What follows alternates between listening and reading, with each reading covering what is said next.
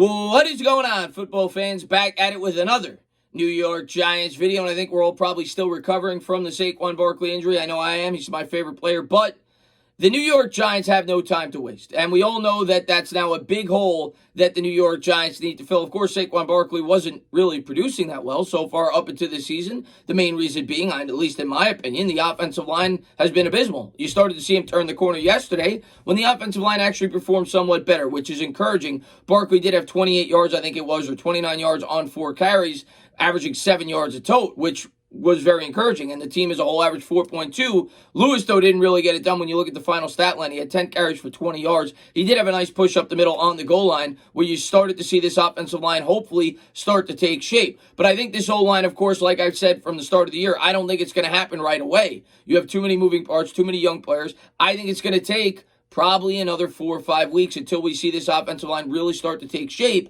and the New York Giants are able to implement at least some semblance of a ground game. And, no matter who we bring in, you're not going to be able to replace Saquon Barkley. Saquon Barkley is one of the best playmakers in the NFL. I think what the New York Giants are going to have to do here at the running back position is similar to what they did in 2007. When T.E. Barber unexpectedly retired, you gave Brandon Jacobs a more expanded role, and you split the carries with a running back by committee approach with guys like Ahmad Bradshaw, Derek Ward, so on and so forth. And that's the same approach that the New York Giants are going to have to take here. If they bring in Devonta Freeman, which is the most prominent name on the free agency market, he's been a good running back throughout his career. We'll get into his career accomplishments.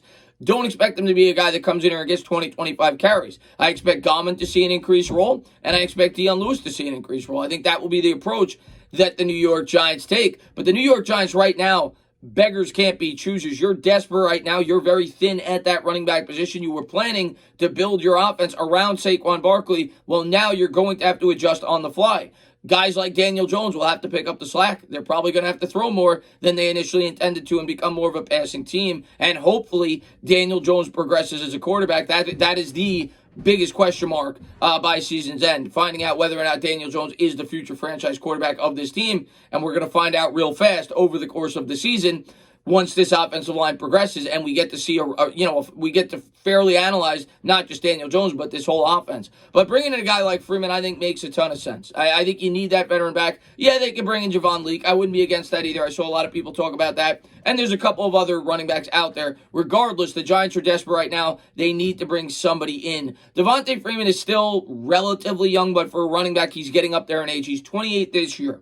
The reason, from what I gathered, that the Atlanta Falcons decided to move on from Devonta Freeman was strictly salary cap implications, similar to why the New York Giants probably would move on from Golden Tate next year. It would be to save cap space, knowing that he's not a part of the future. But the New York Giants right now are desperate. It makes complete sense to bring Freeman in on a one-year deal to try to fill this void at least for 1 year. At least that's the way I look at it. I think it would be a good move by the New York Giants to bring him in. Of course, he needs to pass the physical. The Philadelphia Eagles brought him in, I think, last week when Miles Sanders was down with an injury. The Eagles decided not to sign him. Why that is, I'm not 100% sure. But Sanders, of course, came back this week, had 100 yards rushing, so I doubt the Eagles would bring Devonta Freeman in. There's been a number of other teams that have looked into him. I believe the Jacksonville Jaguars have as well.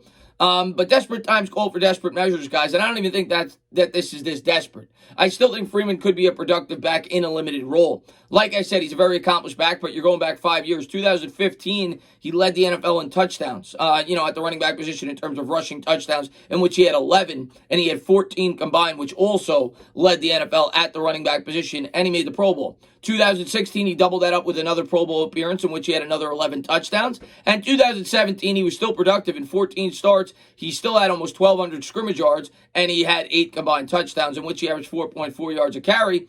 2018, he only played 2 games, went down with an injury. He was averaging 5 yards a carry, but obviously in a very limited sample size. And last year, coming back from the injury, you saw him really start to regress in terms of the yards per carry area. He still had almost 1,100 yards from scrimmage and is still a dual threat in the passing game. He had 410 receiving yards last year, 656 yards on the ground in 14 starts, but only averaged 3.6 yards a carry. Is this guy going to come in and be a world beater and be phenomenal? No. He's a guy that will fill a role, though. He's a professional running back that I think the New York Giants need to take a good, hard, strong look at, and I expect the New York Giants to sign him if he passes the physical. I mean, if you look at it on the free agency market right now, you're not going to find too many backs as accomplished as Devonta Freeman is. But of course, he's got to come in, provided that he passes that physical. I think the New York Giants have to sign this guy. I think they have to get it done, and the Giants have to continue to try to work that ground game in to help Daniel Jones. It's not going to be an easy week this week. Now, the Niners do have a lot of injuries. Bosa went down with an injury. I expect the New York Giants to try to stay committed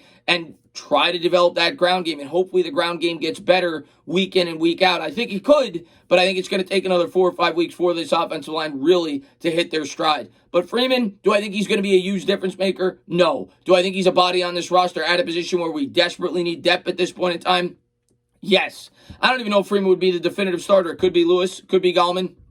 I think it'll be a near even distribution, at least at first, and the New York Giants will take a wait-and-see approach. But it's the next man up for the New York Giants. At the end of the day, football is a game of injuries, and it's a game of the next man up, and it's a game of opportunities. And Devonta Freeman and that backfield as a whole, if the Giants bring him in, will have an opportunity to step up and try to carry the load. A lot of people thought, I've gone through this several times as a New York Giant fan. When Tiki Barber left, a lot of people thought we had no chance. The team overcame it. They actually got better at the running back position with the running back by committee approach, and they ran hard behind that strong offensive line. When Steve Smith went to the Philadelphia Eagles, a lot of New York Giants fans thought that it was over, and it was a game of opportunity. Victor Cruz stepped in, and he was phenomenal. So maybe Freeman steps up. Maybe Gettleman takes that next step forward. As Giants fans, we have to hope this team progresses. Nobody's replacing Saquon Barkley. I'm not trying to imply that at all.